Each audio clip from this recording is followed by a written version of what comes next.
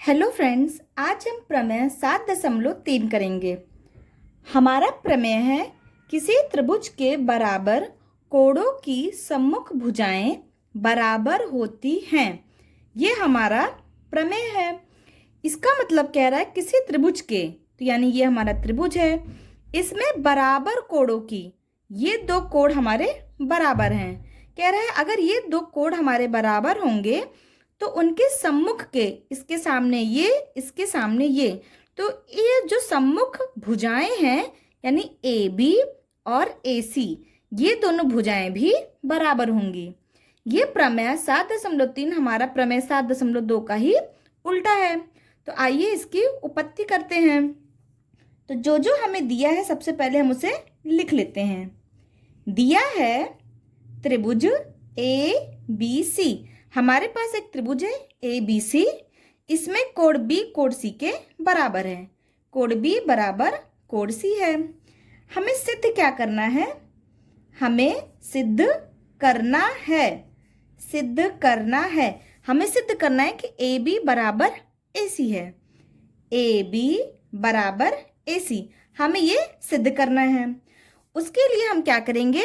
हम एक एडी रेखा खींचेंगे, एक एडी रेखाखंड खींचेंगे। इस तरह से खींचेंगे कि जो डी बिंदु है वो हमारी बीसी पे गिरेगी, स्थित रहेगी। और जो ए है, इस ए का समद्विभाजक होगा, यानी कोण, ये वाला जो कोण है और ये वाला कोण हमारे बराबर होंगे। इसे हम कोण 1 मान लेते हैं, इसे हम कोण 2 मान लेते हैं।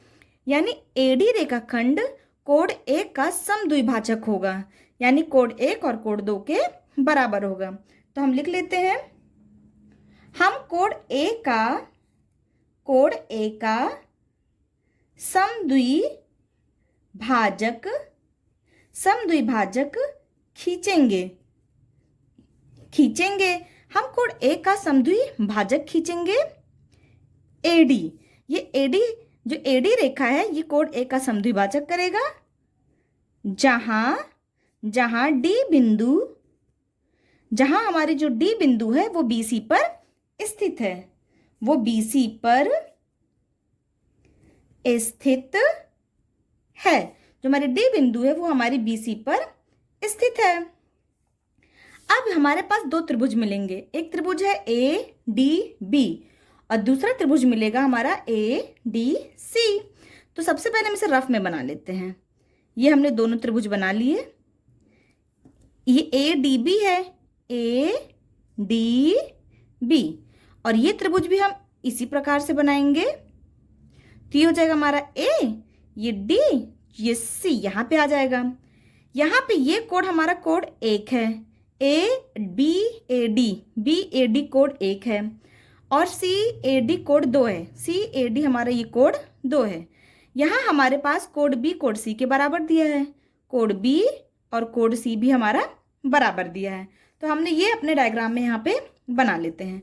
अब इन दोनों त्रिभुजों को देखो, त्रिभुज ए डी बी, त्रिभुज ए डी बी और त्रिभुज A D C, A D C में यहाँ पे जो हमने समद्विभाजक खींचा था कोण ए का, तो कोण 1 बराबर कोण 2 हो गया था। तो हम यहाँ पे लिख लेते हैं कि अर्थात कोण 1 हमारे कोण 2 के बराबर हो जाएगा। ये हमने माना है, ये हमने माना है। अब इन दोनों त्रिभुजों में देखिए, त्रिभुज ए डी बी और त्रिभुज ए डी सी में, तो यहाँ से देखिए आप, कोण बी, ये हमारा कोण बी बराबर कोण सी है। बी और सी हमारा बराबर है, जो कि दिया है, ये क्या है, हमें दिया हुआ है। और कोण 1 कोण 2 के बराबर है, कोण 1 बराबर कोण 2, ये हमने माना है, ये हमने माना है। अब AD बराबर AD हो जाएगा। ये AD रेखा देखिए, जो ये AD है, ये AD इस त्रिभुज का भी है और ये AD हमारा इस त्रिभुज का भी है। तो यानी AD बराबर AD, ये हमारा क्या हो जाएगा, उभयनिष्ठ हो जाएगा। ये हमारा क्या हो जाएगा, उभयनिष्ठ हो जाएगा। अब देखिए ये कोण है, ये एंगल हो गया, ये क्या हो गया हमारा एंगल। ये ये वाला भी हमारा एंगल हो गया। और AD बराबर AD यानी कि हमारी साइड हो गई, यानी AAS। AAS से ये दोनों त्रिभुज ADB ये सर्वांगसम हो जाएगा त्रिभुज ADC के, वो भी AAS सर्वांग समता नियम से। और जहाँ ये दोनों त्रिभुज हमारे सर्वांगसम हो गए वहीं पे हमारा AB AC के बराबर हो जाएगा, यानी AB बराबर AC हो जाएगा। CP CT द्वारा संगत भाग बराबर हो जाएंगे। ये दिखाना था कि अगर किसी भी त्रिभुज के दो कोण बराबर होते हैं तो उनके सम्मुख की भुजाएं भी बराबर होती हैं, यानी AB बराबर AC हो जाएगा।